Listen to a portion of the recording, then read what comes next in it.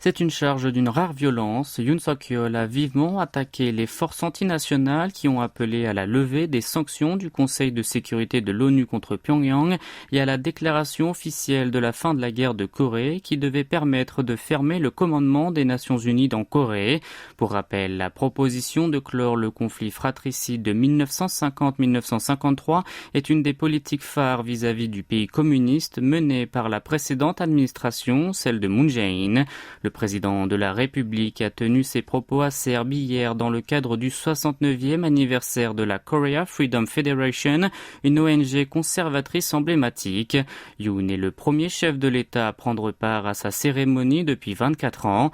Dans sa prise de parole, le chef de l'État a poursuivi que son gouvernement avait fait de l'alliance avec les États-Unis, celle basée sur le nucléaire, renforcé aussi la coopération trilatérale avec ces derniers et le Japon et mené une diplomatie visant à se hisser vers un état de pivot global, et ce au lieu de s'efforcer de plaire au régime de Kim Jong-un et d'être méprisé par la Chine. Le locataire du bureau présidentiel de Yongsan a également déploré qu'il y ait trop de forces qui tentent de secouer, voire menacer la nation et de nier son identité en propageant des fake news et des histoires inventées.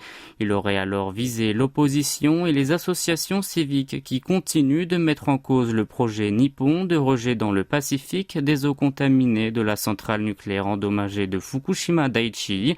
Ces propos ont aussitôt fait réagir le Minju, la principale force de l'opposition. Celle-ci a dénoncé une bombe verbale irraisonnable.